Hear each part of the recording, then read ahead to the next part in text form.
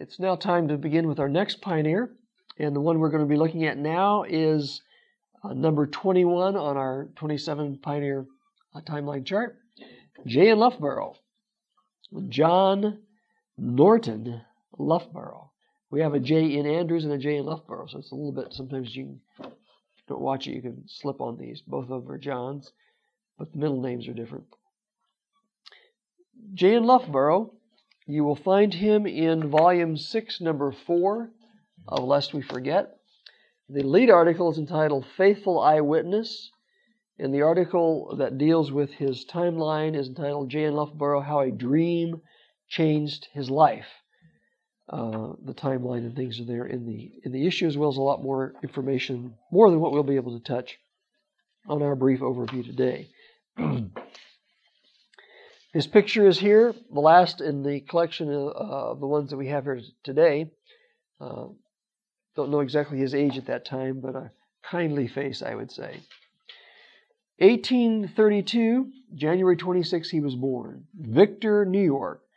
Victor is southwest of Rochester, so a lot of these people are coming from the same place there in at least either origins or a lot of their lives were spent in that part of New York.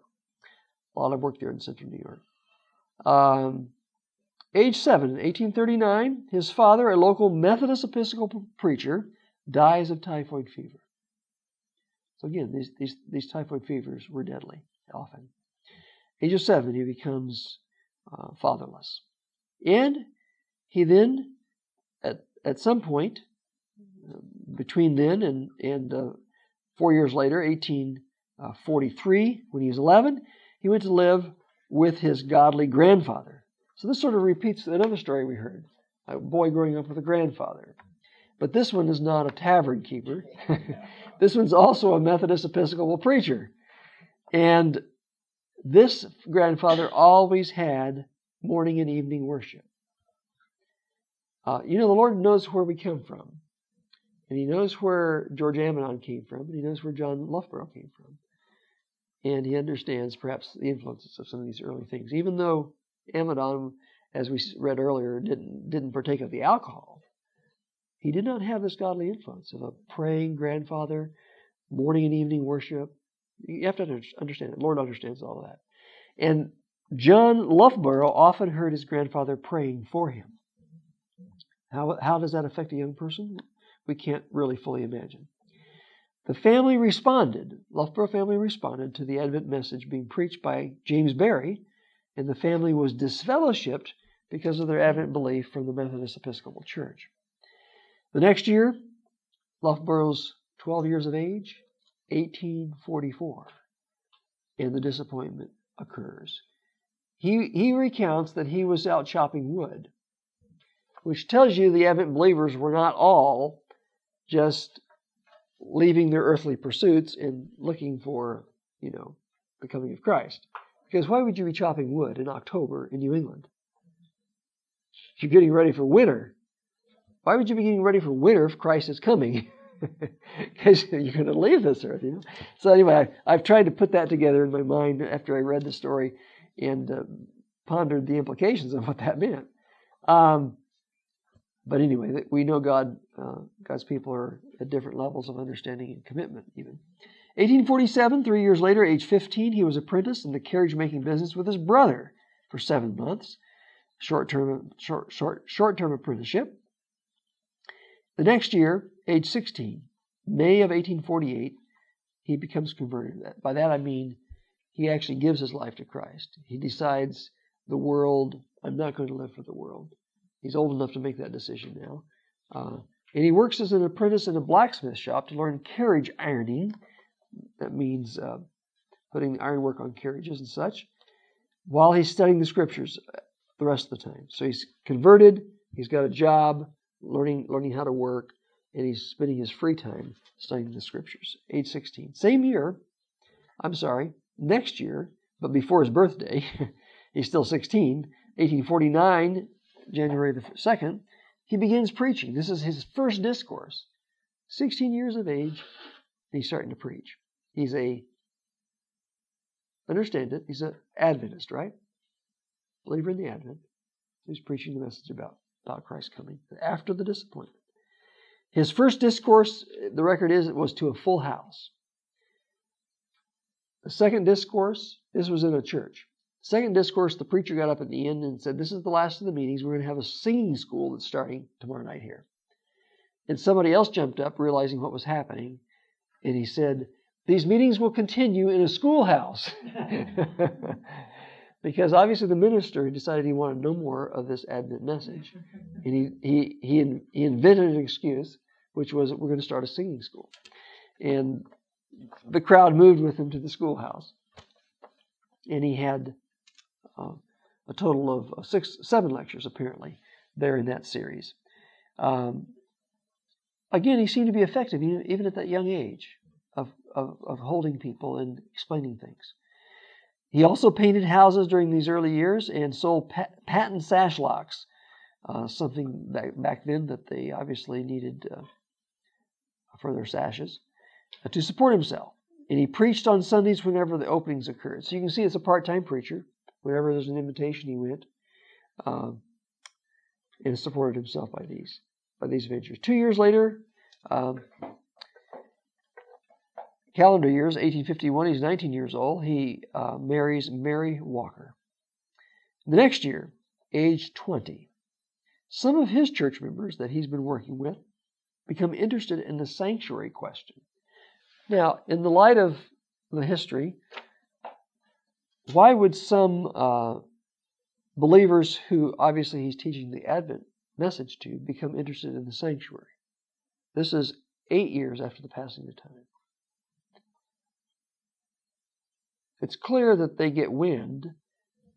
They come to understand the history of the Advent movement, which has been going on for some years now, and they learn about the disappointment, and they start to learn that some people explain the disappointment based on this sanctuary message.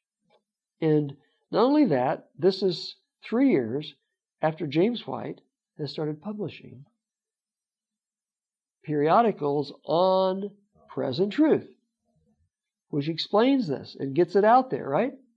Not just one article by Crozier in Daystar or Daydawn, right? Here's a series of periodicals coming out. So you can see why this is filtering out there. And so some of his own members are interested in that, and it interests him. But when some of them began keeping the Sabbath, seventh-day Sabbath, which obviously went along with the sanctuary, right? In many ways, he becomes concerned because he thinks that is not biblical. Oh no, he's a first-day Adventist. He hasn't even encountered the Sabbath at this point.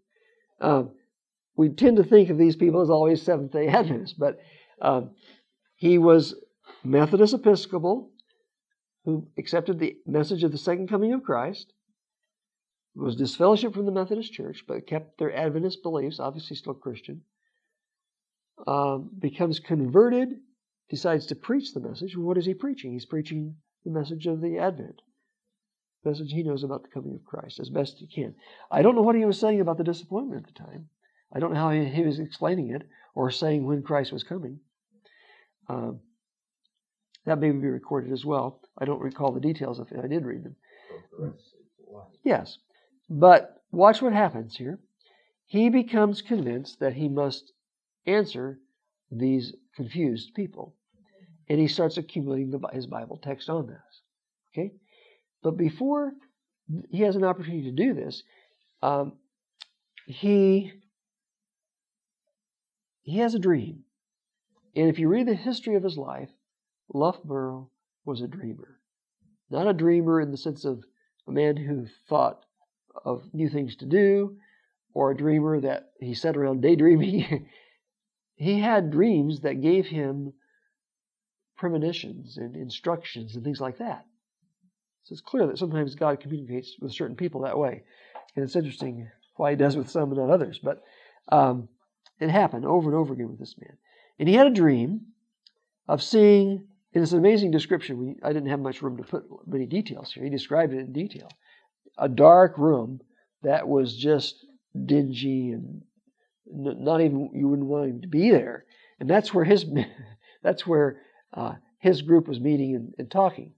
And but then he saw an open door, and there's this bright room just full of light. And people in there were happy, and I think he actually saw some of his members in there. And he saw in there a man with a chart explaining the sanctuary. And as the events unfolded, he has this information about the Sabbath and concern about it. He has this dream. September 25 and 26, the Sabbath-keeping meetings were scheduled for Rochester. And he heard about it, and he figured that's where I can meet my members that are getting caught up in this, and this is where I can meet this preacher and show him the Bible text that shows that he's wrong. So here's his description that he gives, and it's in his collection called Miracles in My Life. It's published in 1987 because actually it's a compilation of articles that he wrote that was done by Leah Schmidtke here in Mintown. That's why I had a later date on it, because it was not really published as such in such form in his lifetime, but it was printed and published as periodical articles, so we still put it under his collection. He describes it. As we went into the room, they were in the midst. Now, he actually went into this bright room, in reality, not in his dream. As we went into the room, they were in the midst of a testimony meeting. There were no fanatical, boisterous demonstrations, but calm, sensible testimonies, wet down with tears. That's often a sign that the Spirit is moving people. Such a heavenly atmosphere greatly impressed me. Then in stepped Harvey Cottrell from Millgrove. Now, if you want to review the Cottrell outline, you'll find Harvey Cottrell was mentioned in the Cottrell outline in conjunction with Loughborough. So there's a connection. You might want to go back and do that. From Millgrove. He said, in he stepped, face beaming with the love of God. Your faces reveal something. Praise the Lord for his goodness to me. He's quoting now Cottrell. I came here last Thursday anxious to attend the meetings, but spent the whole time in bed with fever. At my request, the brethren followed the rule in James, anointing me with oil and prayed for me, and I am healed. Praise the Lord. With this quiet, simple statement, the Spirit of the Lord filled the room. I said to myself, that is just as it was in my uncle's case. My prejudice was fast yielding to the conviction that these people had the blessing of the Lord with them. As I looked about the room, I noticed there hung directly in front of me the identical chart I had seen in my dream. And as Elder John Andrews arose to speak, I recognized him too. He began, the time announced for the preaching service has come. I had prepared to speak on a certain subject, but during the social meeting, now what's the social meeting? Right, that's what they call the testimony. He earlier called it a testimony meeting, but many times it's called a social meeting. So anytime you see that in the early descriptions of these meetings, Ellen White talked about it in the years around Minneapolis. Social meeting. Pardon? Testimony meeting. They're telling their own experiences and how the Lord's working in their life and their conviction that they've come under. That's social meeting.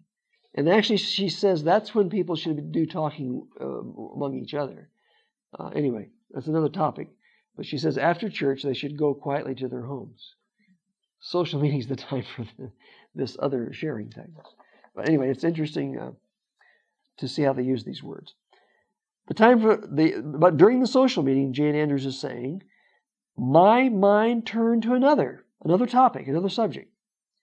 It may be the Lord's will for me to speak on the texts which are supposed to teach that the Ten Commandments on the texts that are supposed to teach that the Ten Commandments were abolished at the cross. Elder Andrews did not know who I was. No one had said a word to him since I came in.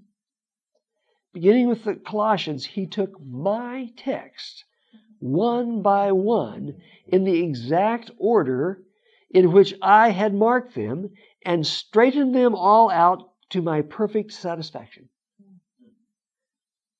In examining Colossians, he explained that there are two laws. The moral law of the Ten Commandments is eternal, Whereas the law of ceremonies pointed to Christ and ceased at the cross, a solemn impression of the Spirit of God came with his presentation. I said to myself, this is the most consistent of anything I have ever heard on the law question.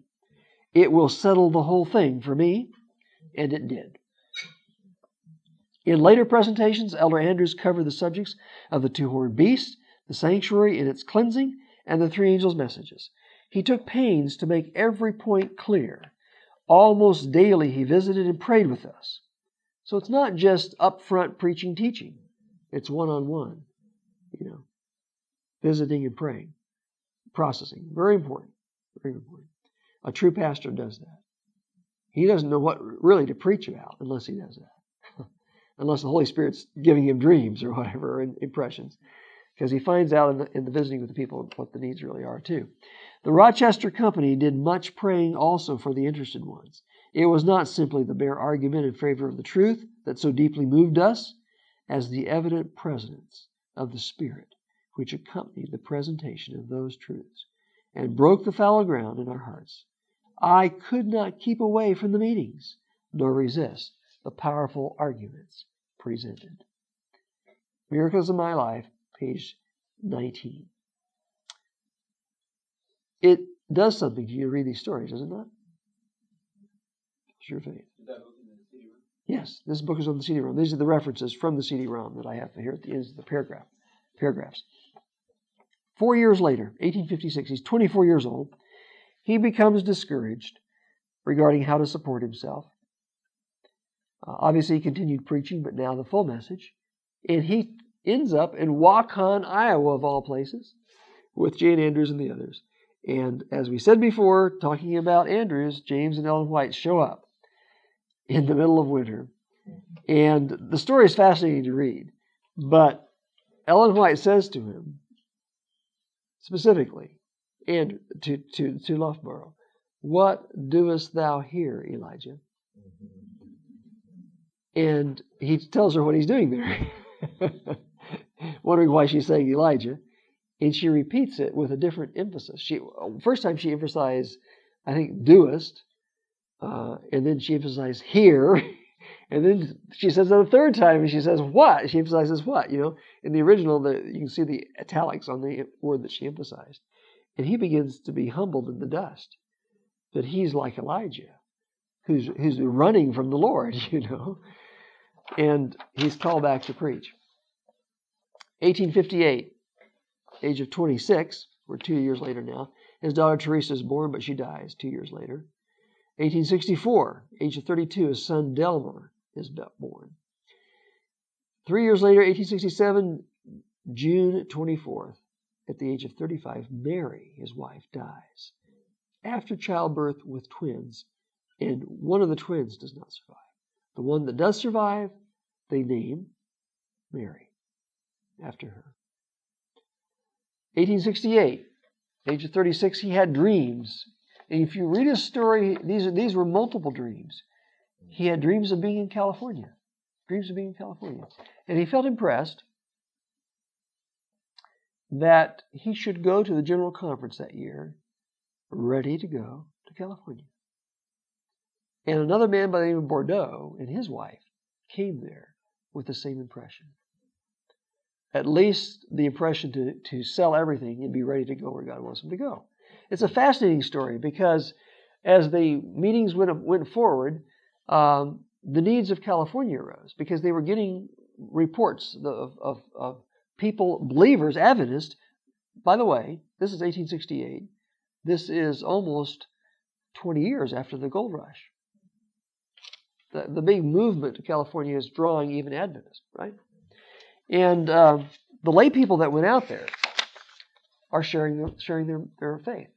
And they're saying, send someone out here. There's interest here, And James White, if you read the story of the GC session, does anybody have a burden to go to California? And they share. Loughborough says, I've had these dreams. And Bordeaux said, we've been impressed to be prepared to go where somewhere the Lord wants. And so what do they say? They say, would you pray about it. And we will pray about it. And they enter into prayer over days to see if this impression is really from the Lord. They don't just jump at it.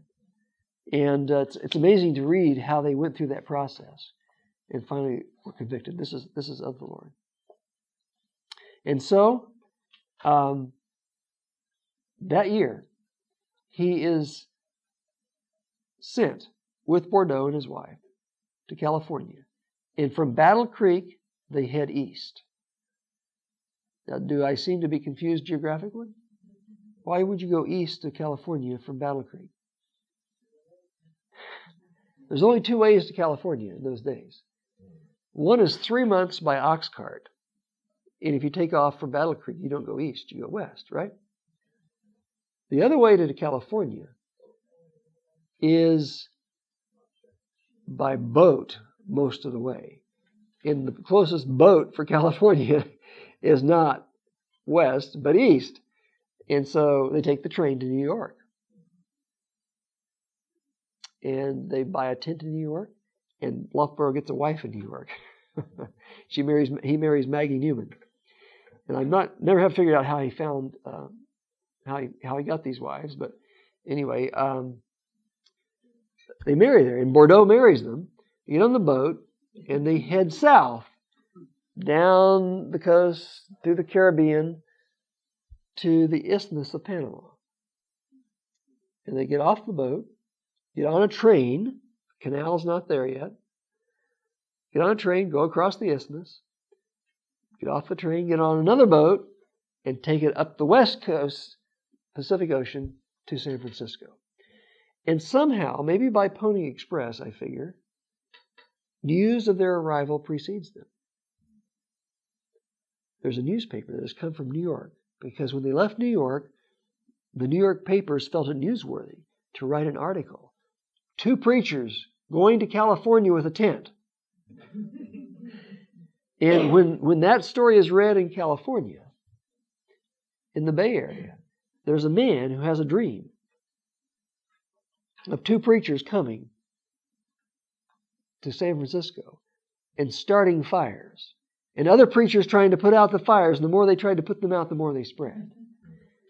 And I think the dream was actually before the newspaper article was read. And when the newspaper came, he went down to San Francisco to find these men. And when he got there, it was the very day they had arrived, and he met the man who had taken them from the boat to the house they were going to stay in. Talk about providences. And so the very day Loughborough gets there, somebody knocking at the door saying, "I've had dreams about your coming.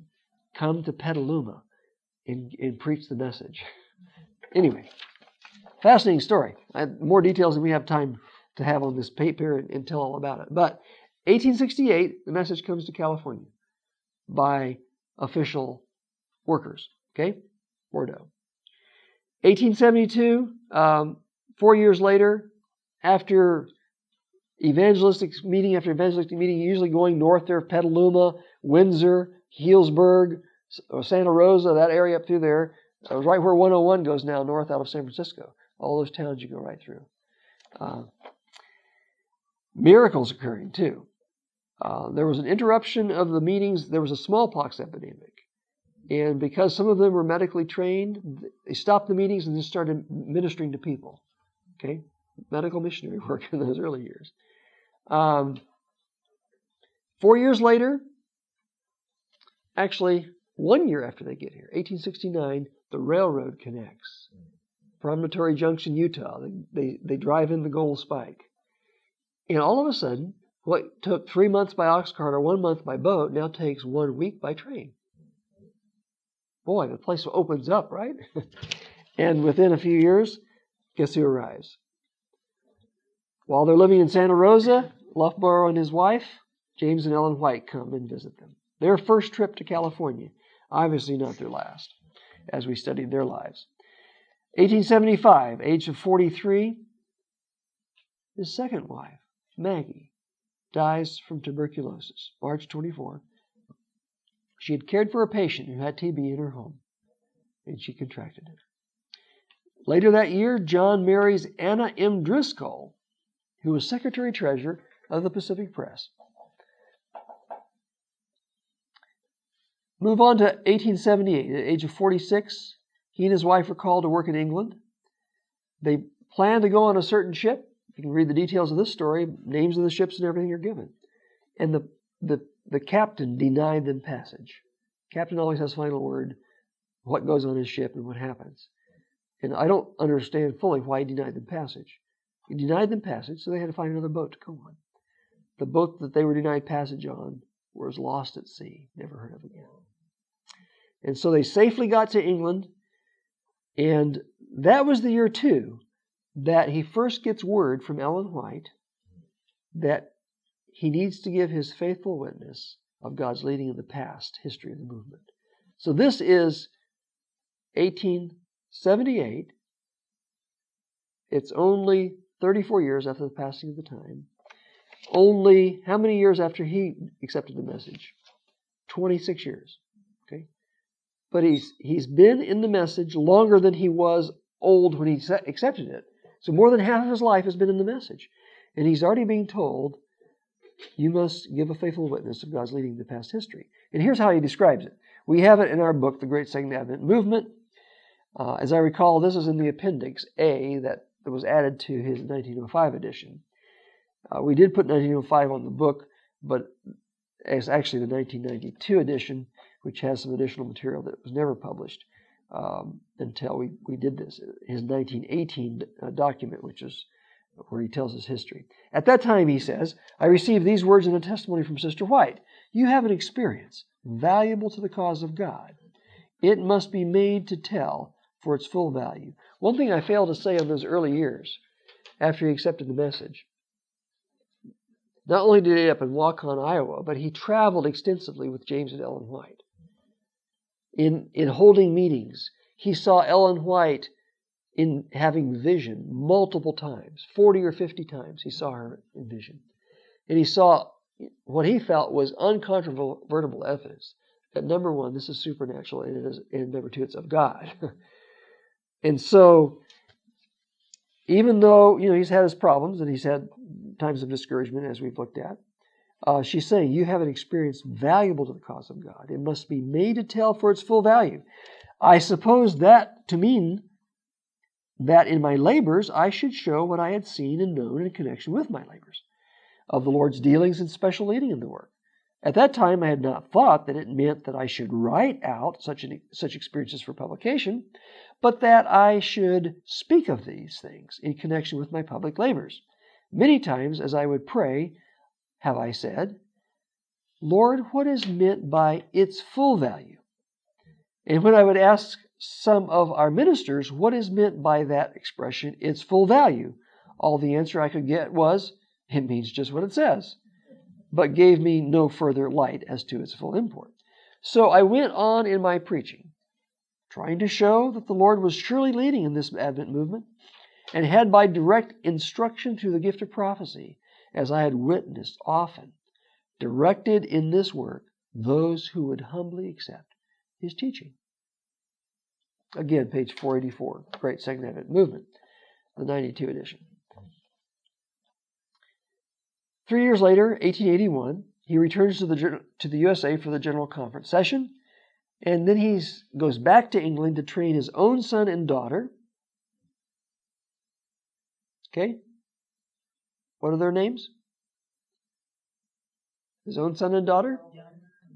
Delmer and Mary. He trains his own son and daughter to work there when he and his wife were going to return to the U.S. for good. 1890, age 58, Ellen White called him to stand firmly for the testimonies. And the context for this is interesting, very, very interesting and very essential to understand. Because of what Ellen White did at Minneapolis in the years later, people who had long had confidence in her ministry began to question it. The most prominent one being Uriah Smith. Interestingly enough, she never hints that Loughborough ever did. And also interestingly enough, there's not much evidence as to what Loughborough did in response to Minneapolis. Because when he gives his account that he wrote in 1905 of Adventist history, It's not on the radar screen. It's not on his radar. Whereas Ellen White wrote over and over and over and over again about the incident in Minneapolis and the importance of the meeting and the amazing tug of war that occurred there. She said most incomprehensible tug of war she'd ever experienced. And then the years of battle, resistance that they had to work against. And it was the resistance against the message and her endorsement of the message that caused unbelief to come in of the testimonies. So she's looking around thinking, who is really a firm believer in the testimonies? Brother Loughborough is. He's been with me from those early years. He's not been shaken by this. Again, she never says that I found that he's running with it, the message of Minneapolis, but at least he's not being shaken by the unbelief building afterwards. And so he says at that point, he begins to write Rise and Progress of the Third Angel's Message. And Ellen White put it this way. This Loughborough references in his Great Second Advent Movement, page 485. Again, this is the 1992 edition.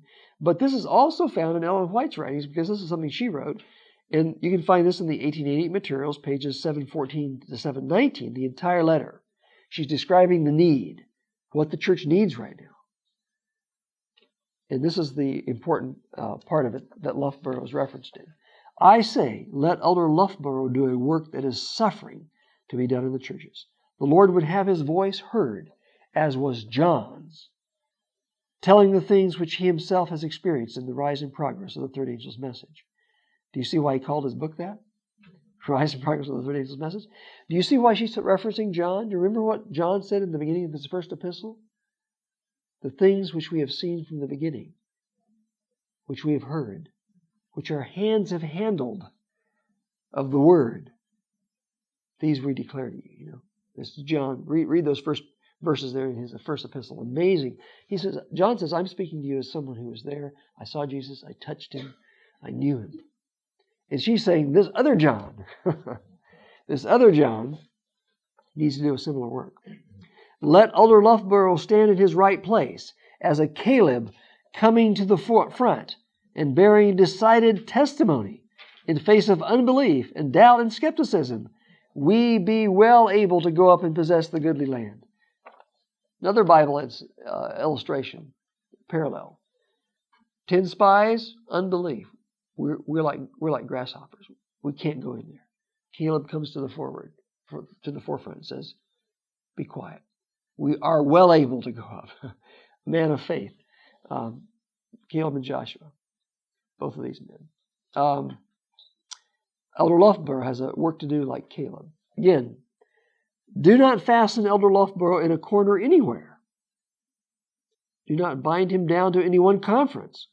Let him go here and there and everywhere, telling what he has seen and known and handled in the rise of the Third Angel's Message. Do you see this unique calling that this man had at a particularly critical time? And the need was not going to end in 1890s. It was going to build. And I think this is one of the reasons why the Lord prolonged this man's life beyond the lifespan of any of the pioneers. It was because of the value. He knew that even though in his story of 1888 era, it wasn't anything there, his story of 1844 was rock solid. That God was in the message from the beginning, and we must not leave it, even though this unbelief is shaking the very foundations of the movement. And prominent leaders are going out and denying the sanctuary message and taking hospitals away from the denomination. All of this was going on during these years that were coming up. And so, in 2 years' time, 1892, he's 60 years old. The Rise and Progress of the Third Angel's Message is published. And he tells how he used it. Now he had a book, not just his own words that he was telling people. He'd go around and tell the story. He'd say, here's my book. I'm telling how it happened. The question was he a delegate at the 1888 conference or attending there? I don't recall for sure one way or the other, to be honest with you. I didn't have a chance to check it out. It's a good question because it is documented there. Do you want me to look at the... I can easily pull up the list of delegates to see if he was there. He didn't write about it then? No. That's puzzled me. I've never found any evidence that he did. No evidence that he ever addressed the significance of that history. And again, that's why if you look at the book that we published in 92, republished the edition of his Great Second Advent Movement, there's an appendix in the back. Because after I went through the book, in the preface, the new preface, I give the reasons why the book is important. In the end of the book, where it's talking about the missing parts of the history, I basically try to explain why I felt the book was important. It was not for the critical understanding of why there was a delay coming, because he doesn't deal with that. He pictures it growing and growing and growing. Everything's good. He talks about the sand burning. He never mentions why the sand burned. Okay? So he doesn't have a handle on Minneapolis and its fallout. But his experience from those early days is so solid. She's saying, retell what happened at the beginning. At least people won't give up on the movement as a whole. And this is sort of the way I saw it. And I think I explained it this way in that appendix. I think it's Appendix C in the reprint. She's saying, in essence, the Lord's been building a house. He's given a message that will finish the house. People have rejected that message, so the house can't be finished. But not only can't it not be finished, when the message to finish it was rejected, there's such confusion, they're starting to tear up the foundations. And she's saying, wait now, don't tear up the foundations, leave the foundations. Another generation will come and build on the foundations and finish it. And so who does she turn to reaffirm the foundations? Those people that were still alive there in the early years. None of which accepted the message that would finish the house in its fullness. I found no evidence for that.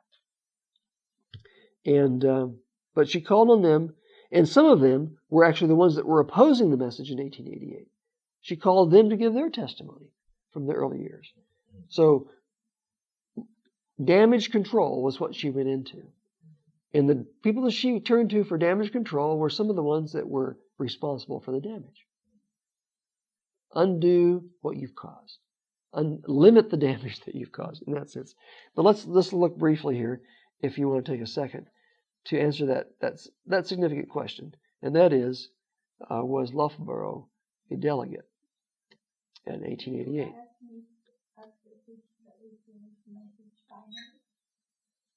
Say the question again. The question is, Uriah Smith ever accepted the 1888 message? And I have found no evidence for it. There is, we haven't covered his life yet, and so we'll touch on that a little bit more. But there was a period of confession, and many people look to that to say his opposition stopped then. But if you look more carefully, she's writing to him after that. The position you took at the beginning has been a continual snare to you.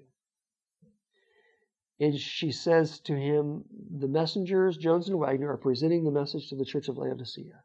Woe be to anyone that does not take this message.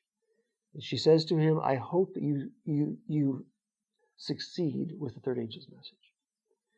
And unfortunately, the evidence is such, and we will specifically mention this when we come to his life, that the year before he dies, he publishes in the review a series of articles that present the anti-Minneapolis view of Galatians. And they remove him from editorship over that, and he never recovers from it. I'm talking about Smith.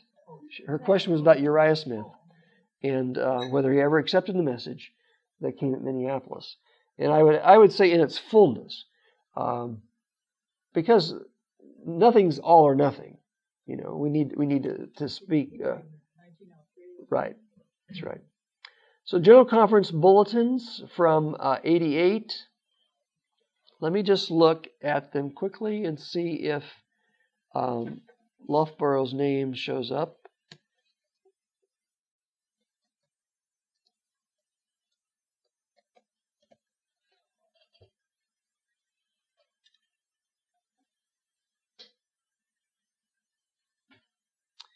Okay.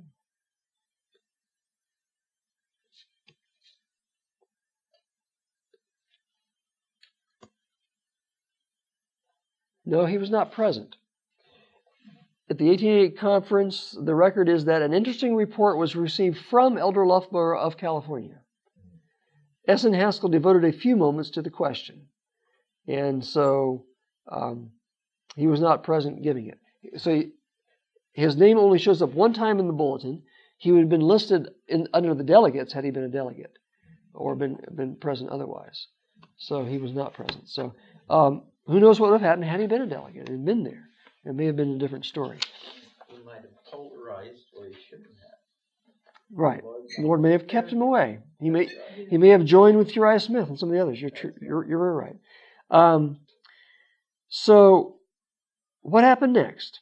We said the book he wrote, Rise and Progress, was used in his public labors.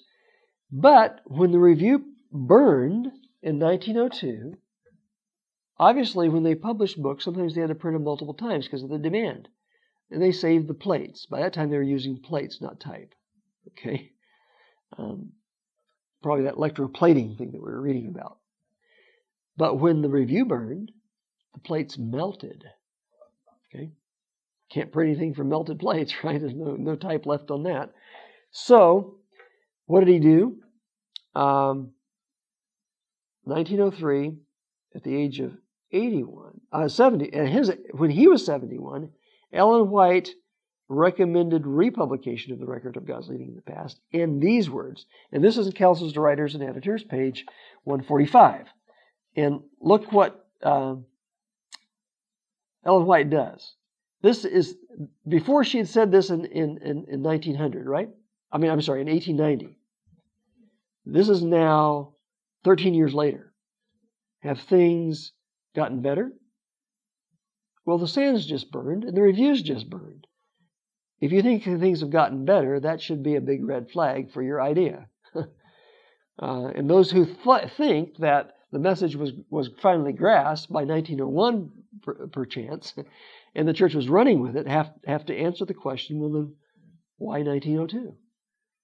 And why did she write what she wrote after 1902? And on top of that, why are we here over 100 years later? That's perhaps the biggest question.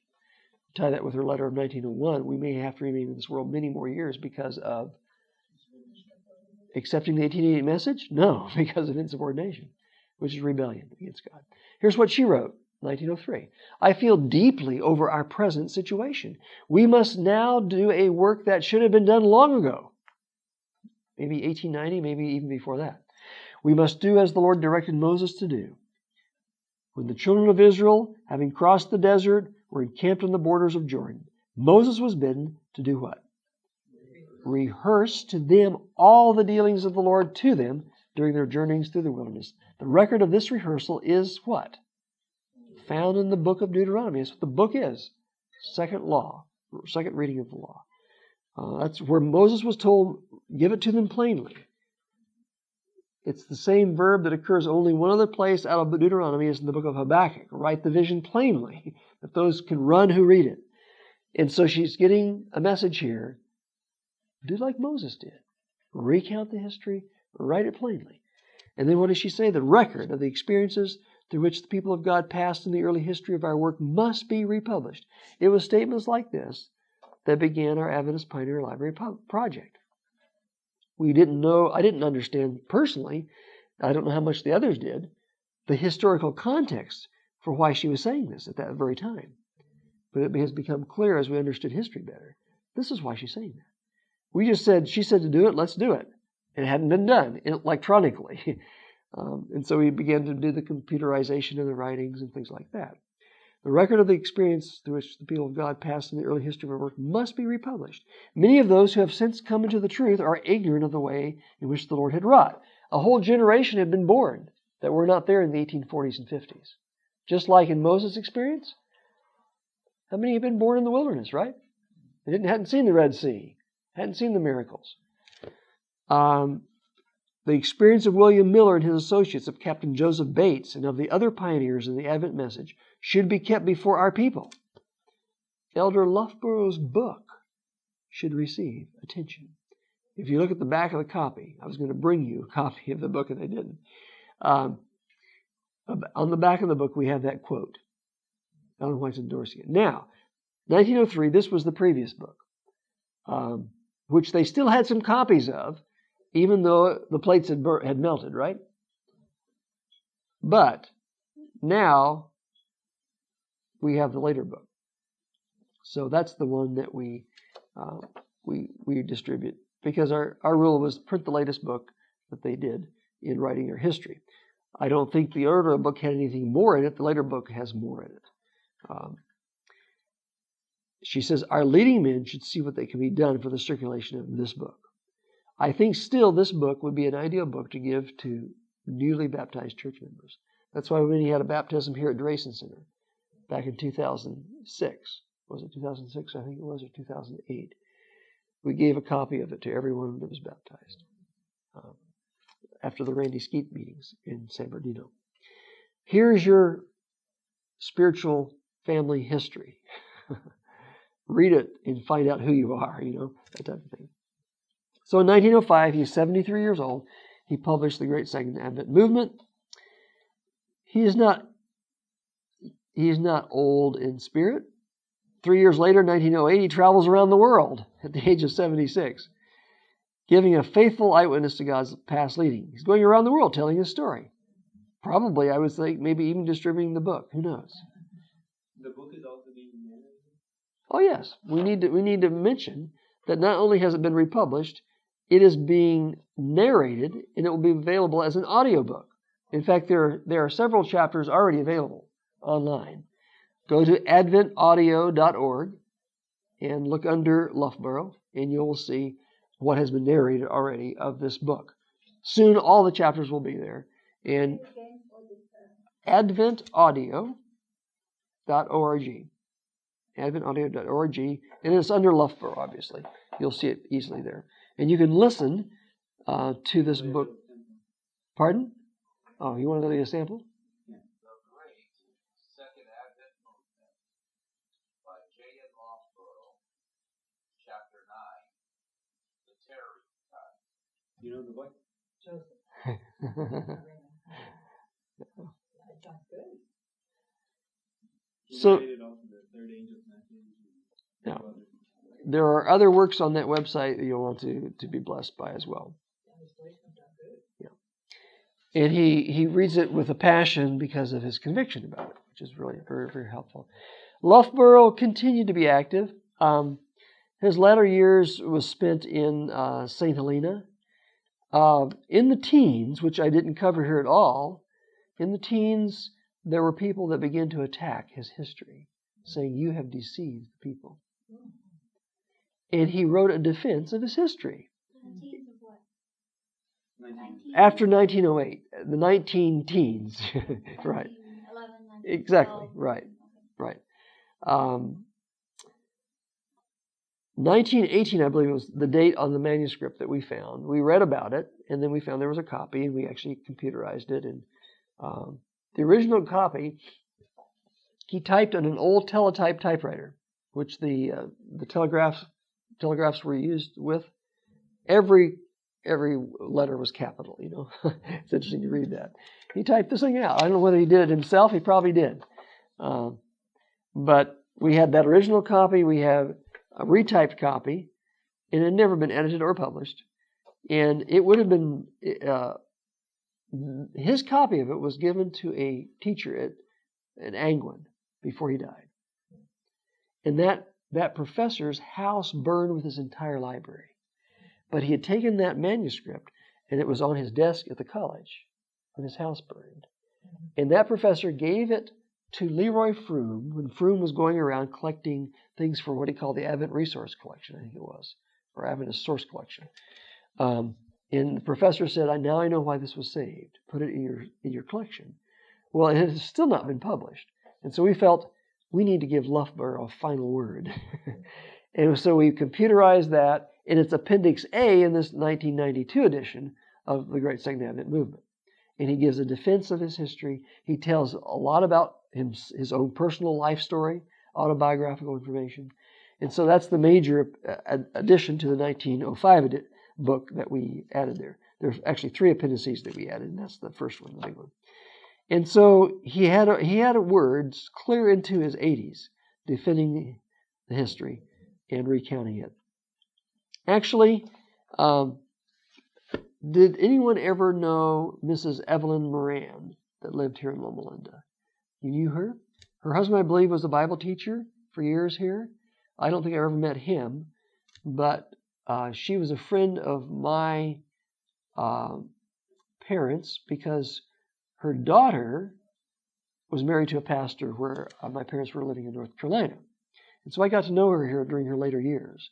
In fact, she ended up becoming a neighbor of mine after she got rid of her house on Prospect and Hillcrest. She had the house around the corner there. My parents lived down the street from her when they were here in the 40s.